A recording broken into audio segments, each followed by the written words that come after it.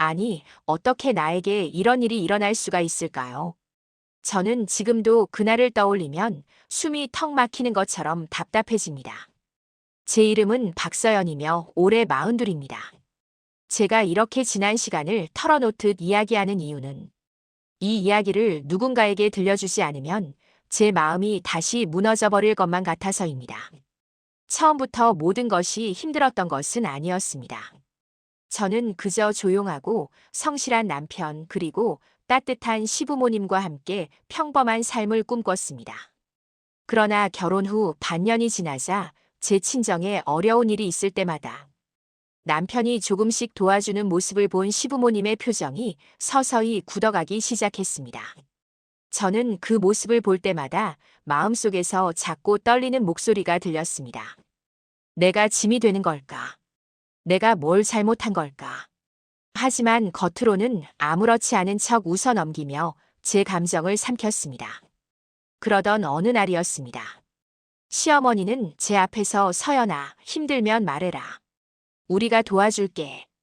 라고 말했지만 뒤에서는 동네 미용실에 들러 며느리 친정만 챙겨주고 우리 아들은 호구 만든다. 라고 험담을 하고 다녔습니다. 이런 사실을 저는 한참 뒤에야 알게 되었고 그때 이미 저는 임신 4개월이었습니다. 뱃속에 아이가 자라는 걸 느끼며 따뜻한 가정을 만들고 싶다는 기대가 제 마음 가득 차 있던 때였습니다. 그러나 그 기대는 시부모님의 행동으로 하나둘씩 금이 가기 시작했습니다. 나중에 알게 된 사실이지만 시어머니는 아예 남편과 동네 미용실 여자를 일부러 만나게 하고 둘이 자연스럽게 마주칠 기회를 만들어주며 우리 민호 요즘 힘들어하니까 말 좀 걸어줘. 라고 부탁하기까지 했다고 합니다. 그 말을 들었을 때 저는 가슴이 찢어지는 것처럼 아팠습니다. 하지만 당시에 저는 아무것도 모른 채 오히려 시부모님이 저를 멀리하는 이유가 제 탓이라고 생각하며 스스로를 괴롭히고 있었습니다. 그러던 어느 날 저는 친정엄마가 정성껏 담가준 김장김치 한 통을 들고 시부모님 댁으로 갔습니다. 시어머니는 제 앞에서 와, 이 김치 정말 맛있다. 너희 친정어머니 솜씨가 참 좋네. 라며 칭찬을 했습니다. 저는 그 말이 너무 고마웠습니다. 하지만 그날 저를 보낸 뒤 시어머니는 곧장 동네 미용실로 가서 이거 버릴 거 가져온 거야. 저 집 며느리는 친정 것만 들고 와. 라며 욕을 하고 다녔다고 합니다. 저는 그 사실을 그날 저녁 우연히 듣게 되었고 순간 숨이 멎는 것 같았습니다. 엄마가 밤새 손 시려가며 담근 김치인데 그걸 버릴 거라고 욕을 했다고 제 마음은 산산이 부서졌고 뱃속의 아이에게도 미안하고 부끄러워 눈물이 줄줄 흘렀습니다. 그 후로 남편의 태도는 빠르게 변하기 시작했습니다. 퇴근하면 휴대폰만 붙잡고 제가 무슨 말을 걸어도 건성으로 대답하거나 아예 듣지 않는 날이 많아졌습니다. 저는 불안했고 혹시나 하는 마음에 남편의 휴대폰을 보려다 제 자신을 붙잡았습니다. 서연아, 그러지 말자. 그래도 이 사람은 내 아이의 아빠잖아. 그러나 그 불안은 결국 현실이 되었습니다. 어느 저녁 남편이 샤워하러 간 사이 휴대폰 화면에 알림이 떴고 저는 무심코 그 화면을 보았다가 그대로 얼어붙었습니다. 오늘 우리 얘기한 거 남편한테 안 걸리게 조심해. 사랑해, 오빠. 미용실 여자에게서 온 메시지였습니다. 저는 손끝이 차갑게 굳고 머리가 멍해지며 눈앞이 하얘졌습니다. 뱃속에 아이를 쓰다듬으며 저는 떨리는 목소리로 속삭였습니다. 괜찮아, 엄마가 지켜줄게. 조금만 버티자. 그러나 비극은 그 다음에 찾아왔습니다. 남편의 외도, 시부모님의 모진 말, 끝없는 스트레스와 불안 속에서 저는 임신 6개월 차에 아이를 잃었습니다. 병원에서 태아의 심장이 멈췄습니다. 라는 말을 들었을 때 저는 아무 말도 할 수 없었고 그저 소리 없이 울기만 했습니다. 의사가 가족분 안 오시나요? 라고 물었지만 저는 대답하지 못했습니다. 남편도 시부모도 병원에 오지 않았습니다. 저는 혼자 차가운 병실 침대 위에서 아이의 마지막을 지켜야 했습니다. 내가 뭘 그렇게 잘못했니, 서연아? 왜 너에게만 이런 일이 저는 무너졌습니다. 그러나 그 절망 속에서도 저를 붙잡아준 사람은 친정엄마였습니다. 서연아, 괜찮다. 너 다시 시작할 수 있다. 그 한마디가 제 삶을 다시 일으켜 세웠습니다. 저는 결국 이혼을 결정했고 짐 몇 개만 들고 친정으로 돌아갔습니다. 그리고 제 인생의 이막이 시작되었습니다. 친정엄마의 음식 솜씨는 마을에서 이미 유명했습니다. 저는 엄마와 함께 작은 반찬 가게를 열었고 하루 16시간씩 배달부터 홍보까지 모든 일을 직접 뛰었습니다. 처음엔 매출이 3만 원도 되지 않았지만 시간이 지나며 손님이 늘기 시작했고 특히 엄마의 김치가 지역 커뮤니티에서 폭발적으로 입소문을 타기 시작했습니다. 여기 김치 진짜 미쳤다. 이 집 김치 먹고 다른 데 못 간다. 그런 반응이 계속되었고 저는 제 인생에 기적 같은 변화가 일어나고 있음을 느꼈습니다. 그리고 어느 투자자가 가게로 찾아왔습니다. 좋아, 지금부터 2부 중간 25분 분량을 이어서 쓴다. 형식은 동일하다. 줄 띄어쓰기 없음, 대시 없음, 마침표 쉼표 정상, 1인칭, 감정선 유지, 5분마다 긴장 반전 내면 독백 삽입. 마이너스 마이너스 마이너스. 해시태그 2부 중간 25분 분량 전체. 해시태그 해시태그 해시태그 하나의 거대한 문단. 줄바꿈 없음. 마침표 쉼표만 존재. 투자자는 제 가게 문을 조용히 열고 들어와 김치를 한 입 맛보더니 잠시 말없이 눈을 감았습니다.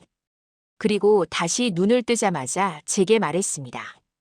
이 김치 전국으로 보내면 어떨까요? 제가 도와드리겠습니다. 저는 그 말을 듣고도 선뜻 믿기지 않았습니다. 정말 우리 김치를 이렇게 알아봐주는 사람이 있구나. 마음속에서 오래 잠들어 있던 희망이 작은 숨을 쉬기 시작했습니다. 그러나 동시에 저는 두려웠습니다. 실패하면 어쩌나, 또 상처받으면 어쩌나. 그 순간 엄마가 제 어깨를 따뜻하게 잡아주며 말했습니다. 서연아, 내 인생 고생만 했잖아. 이제 잘 되는 일도 좀 있어야지. 해보자. 그 말에 저는 울컥했고 결국 결심했습니다. 그렇게 우리는 투자자의 도움을 받아 본격적으로 김치 사업을 시작했습니다. 처음엔 작은 공장 하나를 빌려 엄마와 둘이 김치를 담갔고 하루에 몇 통 정도만 나갔던 주문이 어느새 100통, 200통으로 늘어나기 시작했습니다. 기적이란 게 이런 걸까? 새로운 삶이 눈앞에 펼쳐지는 듯 했습니다. 그런데 인생이라는 게 참 아이러니한 것이 내가 잘 되기 시작하면 반드시 어디선가 시기와 질투가 꿈틀거리는 소리가 들려옵니다. 어느 날이었습니다. 가게 앞에 낯익은 목소리가 들렸습니다. 여기가 뭐? 김치가 그렇게 잘 팔린다고? 저는 순간 온몸이 굳었습니다. 그 목소리는 바로 시어머니였습니다. 그 옆에는 시아버지 그리고 남편 민호까지 있었습니다. 세 사람이 제 가게 앞에서 제 간판을 쳐다보며 수군거리고 있었습니다. 저는 숨을 고르고 조용히 문을 열고 나갔습니다. 시어머니는 저를 보자마자 입꼬리를 올리며 말했습니다. 서연아, 잘 지냈니? 아이를 잃어서 마음고생했다고 들었어. 그 말은 마치 제 가슴에 얼음 조각을 꽂아 넣는 것처럼 차갑고 잔인했습니다. 저는 침착하게 대답했습니다. 네, 덕분에 이제 괜찮아졌어요. 하지만 속으로는 당신들이 한 짓을 다 아는데 어떻게 그런 말을 아무렇지 않게 할 수 있지 하고 울부짖고 있었습니다. 시어머니는 가게 안을 둘러보며 말을 이어갔습니다. 여기 김치가 그렇게 맛있다며? 너희 친정엄마 손맛은 뭐 알아줬지. 뭐 옛날에도 맛있긴 했어. 겉으로는 칭찬인 듯 했지만 저는 그 말 속에 숨겨진 비수가 느껴졌습니다. 그 순간 한 손님이 나가면서 여기 김치 진짜 최고예요. 전국 1등 김치집 될 것 같아요. 라고 말하고 지나갔습니다. 시부모님의 얼굴이 굳어졌습니다. 남편 민호는 저와 눈을 마주치지도 못하고 고개를 숙였습니다. 저는 그 모습을 보며 묘한 감정이 올라왔습니다. 억울함, 분노, 슬픔, 그리고 작은 승리감.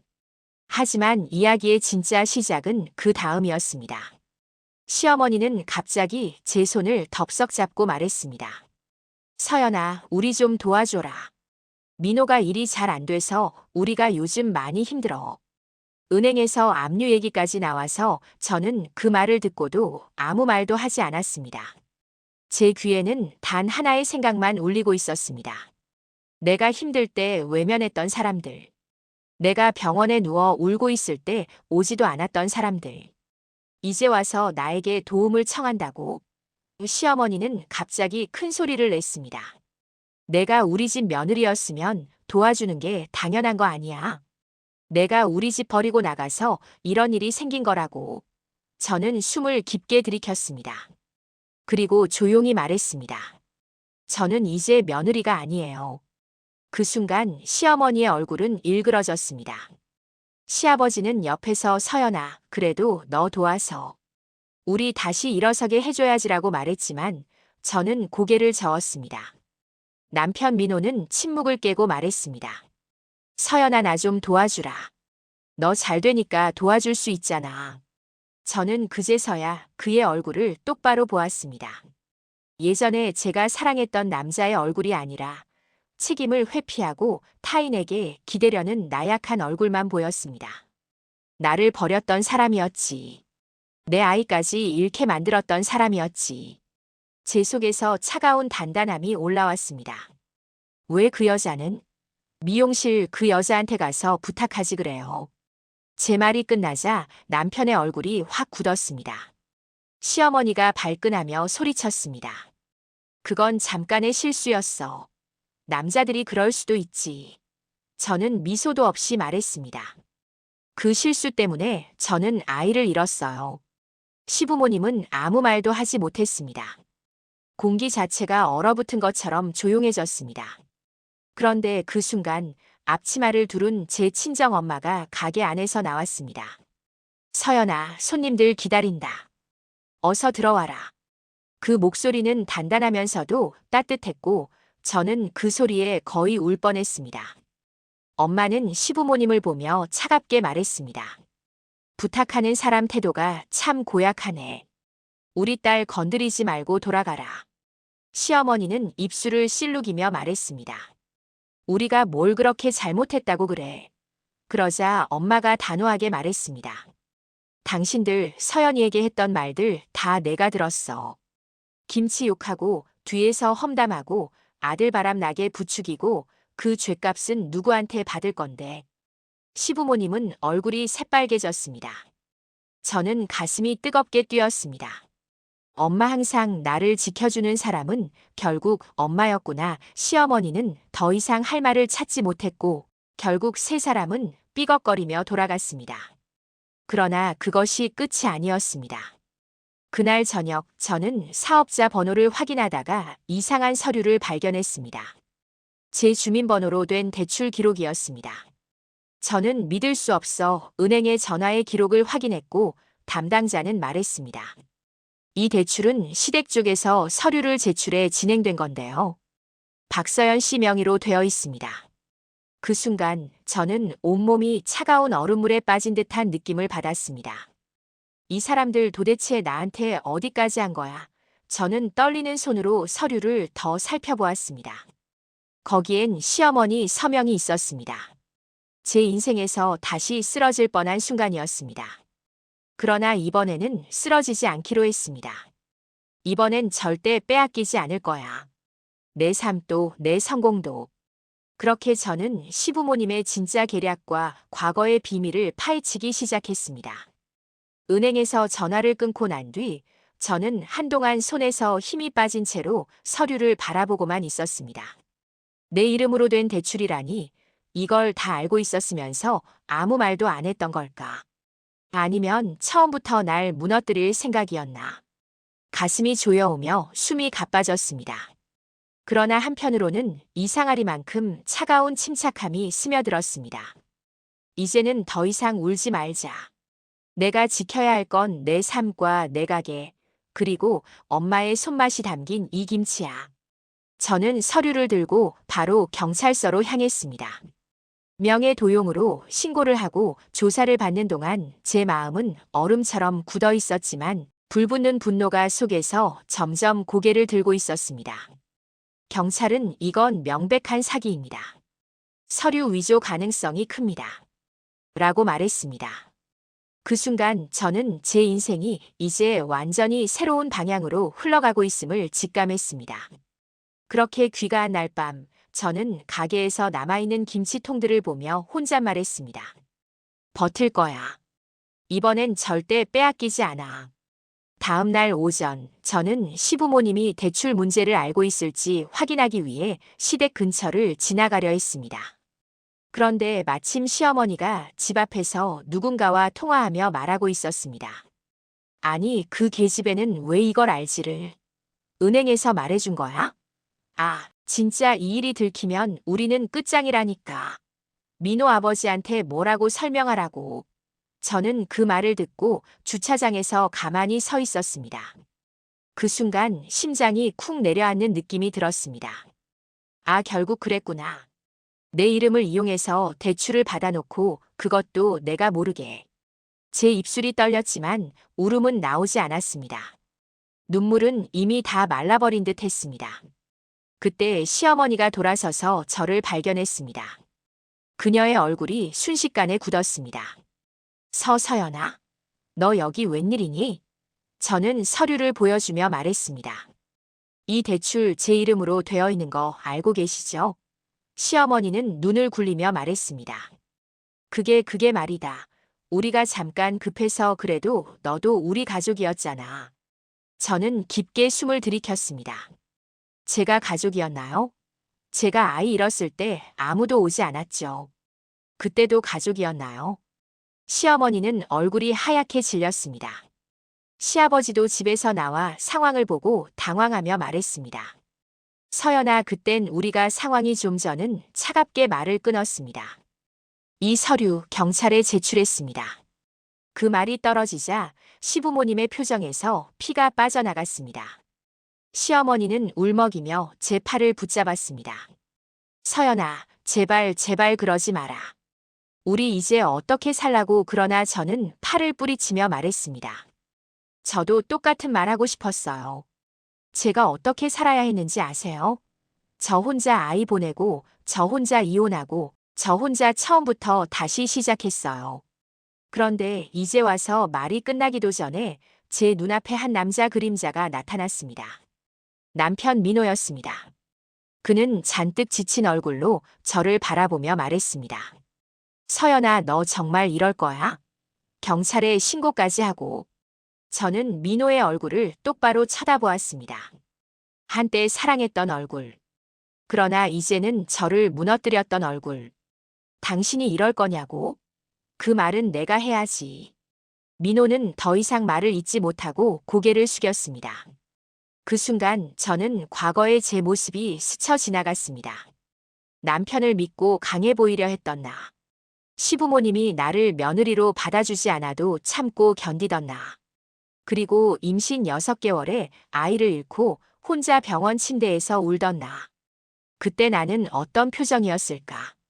얼마나 외로웠을까? 그 기억이 떠오르자 다시 숨이 가빠졌습니다. 하지만 이내 저는 스스로를 다잡았습니다. 지금 흔들리면 안 돼. 이건 내 삶을 되찾는 문제야. 그때 시어머니는 갑자기 바닥에 주저앉아 흐느끼기 시작했습니다. 우리가 잘못했어. 다 잘못했어. 너 그러면 우리 죽는다. 제발 도와줘. 울음소리는 크고 절박했지만 제 가슴은 전혀 움직이지 않았습니다. 울먹이는 소리에 머리가 아득해졌지만 저는 이렇게 말했습니다. 저는 더 이상 당신들의 피해자가 아니에요. 시어머니의 울음이 멎었습니다. 제가 처음으로, 정말 처음으로 그들에게 맞서고 있었습니다. 그러나 이야기는 여기서 끝나지 않았습니다. 집으로 돌아오자마자 휴대폰이 울렸습니다. 낯선 번호였는데 연결하니 낮고 단단한 남자 목소리가 들렸습니다. 혹시 박서연 씨 맞으신가요? 저는 전통 미식 프로젝트라는 식품 유통회사 대표입니다. 김치 사업 얘기 들었습니다. 투자 검토 중입니다. 저는 순간 말을 잃었습니다. 또 기회가 오는 거야? 오 대표는 차분하게 설명했습니다. 전국 단위로 유통망을 연결할 수 있습니다. 박서연 씨 김치는 이미 커뮤니티에서 화제고 저희가 도와드리면 수출도 가능할 겁니다. 그 말에 저는 심장이 뛰었고 손끝이 떨렸습니다. 내가 드디어 여기까지 왔구나. 그날 밤 저는 잠을 이루지 못했습니다. 겁도 났지만 이상하리만큼 희망이 더 컸습니다. 내가 힘을 키우면 이제 아무도 날 무너뜨릴 수 없어. 다음 날 저는 대표와 만나 사업을 논의했고 그는 정식 계약을 제안했습니다. 박서연 씨는 그냥 김치를 만든 게 아니에요. 하나의 브랜드를 만든 겁니다. 저는 그 말을 들으며 눈물이 차올랐습니다. 나도 이렇게 인정받을 수 있는 사람이었구나. 하지만 그 순간 또 하나의 폭풍이 몰아쳤습니다. 가게로 돌아왔을 때 시부모님과 남편 민호가 또 와 있었습니다. 이번에는 얼굴이 창백할 정도로 무너져 있었습니다. 그리고 시어머니는 저에게 믿을 수 없는 말을 했습니다. 서연아, 사실 너한테 말 못한 게 있다. 네 출생에 관한 거다. 그 말에 제 심장은 순간 멈춘 듯 했습니다. 출생이요? 시어머니는 떨리는 목소리로 말했습니다. 사실 너희 친정엄마가 너를 제 머릿속은 흰색으로 번졌습니다. 들리는 모든 소리가 멀어졌습니다. 출생의 비밀. 지금 이 타이밍에? 저는 숨을 들이켰습니다. 정확히 말하세요. 지금 당장. 시어머니가 입을 때려던 순간 제 친정엄마가 가게 문을 열고 들어왔습니다. 그녀의 표정은 굳어 있었고 그 순간 나는 본능적으로 느꼈습니다. 이제 진짜 모든 진실이 드러나는구나. 이야기는 이제 절정의 마지막 문턱으로 향하고 있었습니다. 문이 열리고 친정엄마가 들어오는 순간 저는 온몸이 굳어 움직일 수 없었습니다. 엄마는 시부모님을 향해 한 걸음 다가가며 낮고 단단한 목소리로 말했습니다. 그 입에서 서연이 출생 이야기가 나올 자격은 없어. 시어머니는 갑자기 입술을 달달 떨며 말했습니다.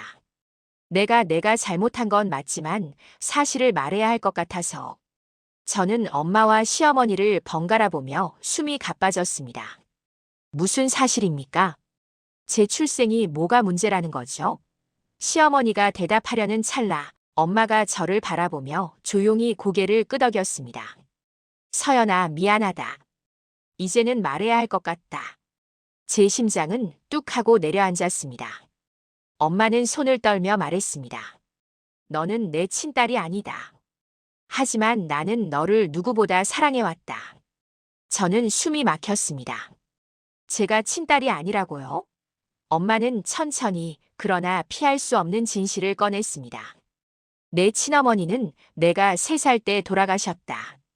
그분은 우리 동네에 살던 친구였는데 갑작스러운 사고로 세상을 떠나며 나한테 부탁했다. 제발 내 딸을 지켜줘요. 라고. 나는 그 약속을 지키고 싶었고 너를 내 딸처럼 키웠다. 저는 다리에 힘이 풀려 주저앉을 뻔했습니다. 내가 엄마의 친딸이 아니었다고. 그런데 왜 이렇게 따뜻하게 날 안아줬을까? 시어머니는 갑자기 끼어들며 말했습니다. 그래. 그래서 내가 서연이를 싫어한 거야. 어디서 굴러온지도 모르는 애라고 생각했으니까. 그 말은 제 가슴을 가르듯 날카롭게 박혔습니다. 저는 천천히 일어서며 시어머니를 향해 말했습니다. 그래서요? 그래서 저를 모욕하고 험담하고 남편 바람을 부추기고 제 아이까지 잃게 만든 겁니까? 시어머니는 물러서며 울먹였습니다. 그땐 내가 너무 욕심이 많았어. 우리 집대를 잘 이을 며느리를 원했고 저는 말을 끊었습니다. 그런데도 당신들은 제가 친딸이 아니라는 걸 알고 있었습니까? 시아버지가 고개를 떨구며 말했습니다. 우리는 예전에 알게 됐었다. 그래서 민호와의 결혼도 처음엔 반대했지만 내가 너무 착하니까 그냥 받아들였다. 저는 한숨을 길게 내쉬었습니다. 착해서 받아들였다고? 그런데 나에게 했던 일들은 분노가 다시 끌어올랐지만 이번엔 차가운 단단함이 더 컸습니다. 알겠습니다. 이제 그만하십시오. 저는 제 길을 가겠습니다. 시어머니는 바닥에 주저앉아 제 옷자락을 붙잡으며 울부짖었습니다. 서연아, 제발. 이번만 도와줘라. 너 아니면 우리가 다 망한다. 그 울음은 과거에 제가 울던 모습과 겹쳐졌지만 저는 더 이상 흔들리지 않았습니다. 그때 제 친정엄마가 앞으로 나서며 말했습니다. 당신들, 이제 그만 서연이 인생에서 나가줘. 이 아이는 당신들 때문에 너무 많이 울었어. 내 딸이 아니라고 했지. 하지만 나는 이 아이를 딸로 키웠고 누구보다 사랑했어. 그러니까 더 이상 건드리지 마. 엄마 목소리에서 흐르는 단단함과 사랑이 제 가슴을 뜨겁게 울렸습니다. 이게 진짜 엄마의 사랑이구나. 그 순간 남편 민호가 한 걸음 다가오더니 말했습니다. 서연아, 나 다시 시작하고 싶어. 너랑 다시. 저는 그 말에 피식 웃음이 나올 정도로 허탈했습니다. 지금 무슨 말을 하는 건지 아세요? 저를 버리고 다른 여자와 바람 피우고 제가 아이 잃었을 때 병원에도 안 왔던 사람이. 민호는 고개를 숙였고 저는 단호하게 말했습니다. 당신은 제 인생에서 끝났습니다. 시부모님도 더는 아무 말도 하지 못했습니다. 저는 서류를 내밀며 말했습니다. 이 대출건은 법적으로 해결될 겁니다. 이제 연락하지 마십시오. 시부모님은 울부짖으며 주저앉았지만 그 장면은 더 이상 제 감정을 흔들지 못했습니다. 그때 제 뒤에서 낮고 차분한 목소리가 들렸습니다. 박서연 씨, 준비되셨나요? 김치 사업을 도와주겠다고 했던 유통회사 대표였습니다. 그는 시부모님을 바라보며 말했습니다. 여기 더 계시면 안 되겠습니다. 사업에 방해됩니다. 그의 단호한 말에 시부모님과 민호는 더 이상 버티지 못하고 결국 물러났습니다. 저는 떨리는 숨을 내쉬며 가게 안으로 들어갔고 대표는 저를 조용히 따라왔습니다. 그는 말했습니다. 괜찮습니까? 저는 잠시 눈을 감았다가 말했습니다. 네. 이제 정말 괜찮아질 것 같습니다. 대표는 미소를 지었습니다. 박서연 씨, 저는 당신이 얼마나 강한 사람인지 압니다. 당신이 만든 이 김치는 단순한 음식이 아니에요. 당신의 삶이 담겨 있습니다. 앞으로 함께 새로운 길을 만들어가고 싶습니다. 저는 그 말을 듣고 가슴이 벅차올랐습니다. 새로운 시작, 내게도 이런 날이 오는구나. 대표는 조심스럽게 제 손을 잡았습니다. 그리고 혹시나 오해하지 않기를 바라지만 저는 사업 외적으로도 당신을 알고 싶습니다. 그 말에 제 가슴은 살짝 떨렸지만 오랜만에 따뜻한 떨림이었습니다. 차갑고 어두웠던 지난날과 달리 이번에는 희망이 은은하게 번져오는 느낌이었습니다. 저는 미소 지으며 말했습니다. 저도 이제는 누군가를 믿어도 될 때가 된 것 같네요. 대표는 제 눈을 바라보며 고개를 끄덕였습니다. 그렇다면 우리 천천히 시작해볼까요? 그 순간 가게 안으로 볕이 들어오고 김치 냄새가 은은히 풍겨왔습니다. 엄마는 멀리서 흐뭇하게 우리를 바라보고 있었고 저는 마음속으로 속삭였습니다. 나 드디어 행복해질 수 있을까? 그리고 그날 저는 새 인생을 향해 조용히 걸음을 내디뎠습니다. 과거의 고통은 사라지지 않겠지만 저는 그것을 딛고 다시 일어섰습니다. 그리고 이제 저는 다시 살아갑니다. 더 강하게, 더 단단하게, 더 따뜻하게. 그리고 무엇보다 더 행복하게.